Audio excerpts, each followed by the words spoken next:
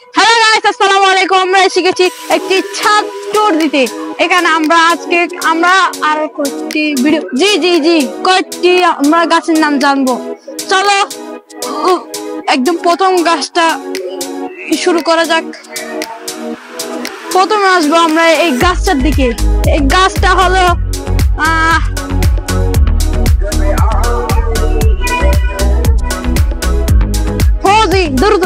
লেবু গাছ। আমাদের চট্টগ্রামের ভাষায় এটাকে ফজি গাছ বলে। আজকে আমরা দেখতে চলেছি এটা কি ভাই, একটু বললে ভালো। এটা হলো পেয়ারা গাছ। এটাকে আমরা আমাদের চট্টগ্রামের ভাষায় বলে থাকি গোয়াসি গাছ। একটু ক্যামেরাম্যান একটু ভিডিও করো। জি হয়েছে।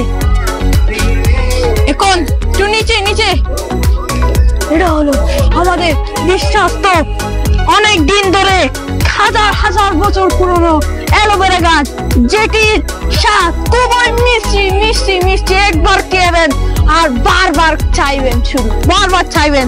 চলো দেখা যাক। এটা থেকে একটি গান মনে পড়ছে, আর যাব না বেগুন তুলিতে। এটা হলো সেই আমাদের বিখ্যাত কুখ্যাত সেই বেগুন বাগান, বেগুন গাছ। চলো এই গাছটা, এটাও বেগুন গাছ, সেই কুখ্যাত বেগুন ক্ষেত এবং বেগুন গাছ। এটা তো বেলেন হয়ে গেছে মনে হয় সব গাছ। আচ্ছা বাদ দেন। হ্যাঁ, এটা হচ্ছে আমাদের মুসাম্বি গাছ। দুরু কি বলে ভাই, অরেঞ্জ অরেঞ্জ গাছ। জি এটা কি গাছ? এটা হলো আমাদের আলু সেটার ভিতর 4-5টা বিচি, শুধু বিচি আর বিচি পাবেন সব। এটা আলু গাছ। চলো এদিকে আসেন কেমন। এটা হলো সে আমাদের বিখ্যাত কুখ্যাত হাজার বছর পুরনো মেহেন্দি গাছ। তো গাইস, এবারে আরাপ বাড়াতে হবে। মেহেদি গাছ, মেহেদি দেখবেন গাছ। শাক চারিদিকে শাক সবজির মেলা। শাক এসব লাল শাক, শুধুই লাল শাক। চলেন এদিকে আসেন খেমান ভাই। এটা হলো লাল শাক। এদিকে আসেন। লাল গাছে লাল শাকের ভিতর বেগুন গাছ।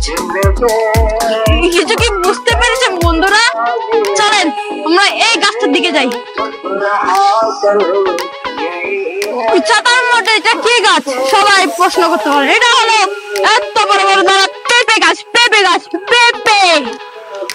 আবার আপনারা পর্তুগালের ডিফেন্ডার পেঁপের কথা মনে করবেন না, কষ্ট লাগছে বলতে।